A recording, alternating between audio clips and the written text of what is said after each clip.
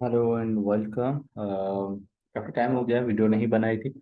कुछ तबीयत ठीक नहीं थी और मसरूफियत की वजह से वीडियो नहीं बना पा रहा था।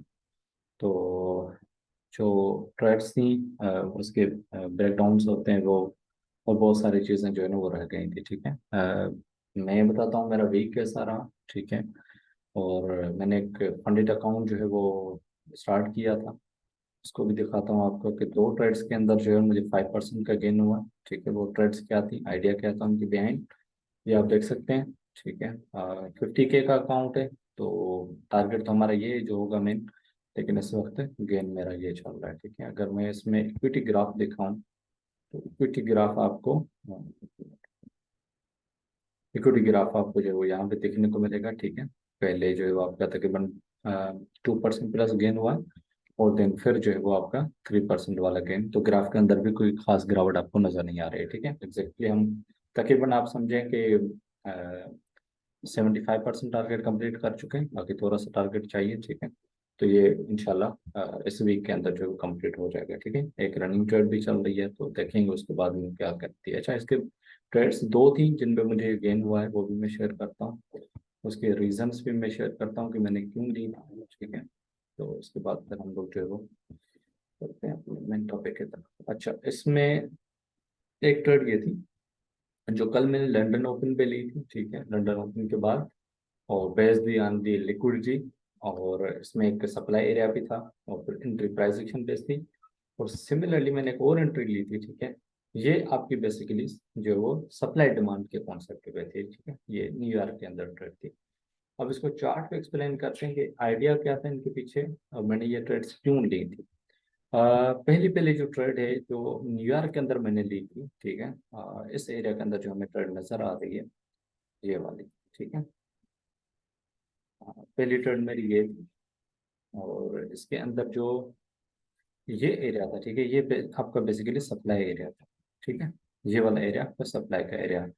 मार्केट इसके अंदर टैप इन कर रही थी बार बार। ठीक है, और फिर मैंने जब लो ब्रेक हुआ M15 का, बुलिश का, तो मैंने इसको एग्जीक्यूट किया था। ठीक है, और बहुत अच्छी प्ले आउट ट्रेड हुई थी, काफी लंबी ट्रेड गई थी न्यूज के बाद। ठीक है, और इसमें मुझे तकरीबन 200 पिप्स का प्रॉफिट हुआ था। और दूसरी ट्रेड जो थी वो मैंने ली थी लंदन में कल। ठीक है, अब इसके पीछे क्या था, बेसिकली इसके अंदर ये था कि लिक्विडिटी पड़ी हुई थी। ठीक है, एक लिक्विडिटी आपको यहाँ पे नजर आएगी, मैं हटा देता हूँ इसको। ठीक है, और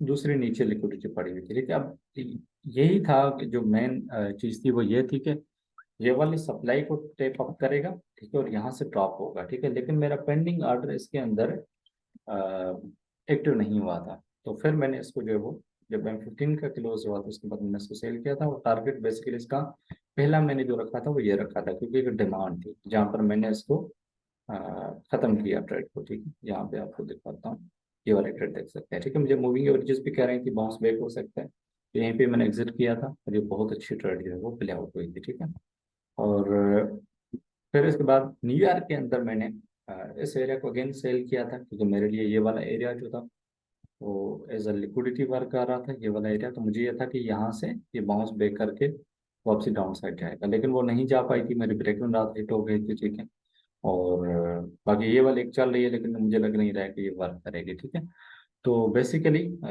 फंडेड अकाउंट्स जो होते हैं, ठीक है, वो ऐसा नहीं होता कि आप छोटी छोटी ट्रेड्स लेके, छोटे छोटे रिस्क लेके आप पास करते हैं। ठीक है, उसके अंदर दो चीज़ें चाहिए होती हैं। एक तो चाहिए होता है आपको हाई प्रोबेबिलिटी सेटअप। ठीक है, यानी कि जिस पे आप रिस्क ले पाएं, जिसकी प्रोबेबिलिटी जो है ना वर्क कर जाए, जो है ना गुड रिस्क। ठीक है, हाई प्रोबेबिलिटी सेटअप,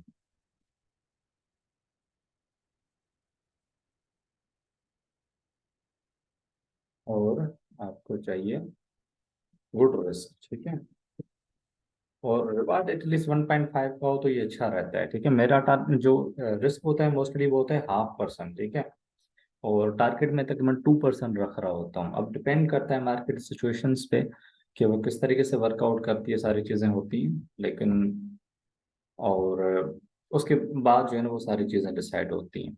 और दूसरी चीज़ कि मैं अपकमिंग डेज के अंदर बैच जो है वो शुरू करने वाला हूँ दिसंबर की, क्योंकि ऑफ डेज आएंगे उसके अंदर। इरादा नहीं था मेरा करवाने का, लेकिन क्योंकि फ्री डेज आ रहे हैं मेरे पास, तो उसमें जो है ना मैं प्रॉपर मेंटोरिंग करने वाला हूँ, ठीक है। तो उसके अंदर कुछ ये चीज़ें जो है मैं पढ़ाऊँगा, ठीक है। नंबर वन डिज़ायर है प्राइस एक्शन, ठीक है।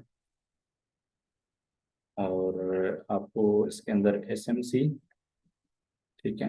आईसीटी में से आप समझ लें, ठीक है।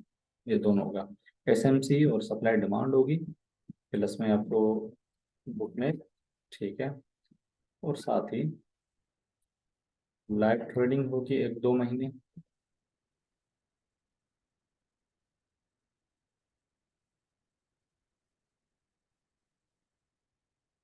और आपको एनालाइजिंग जो है,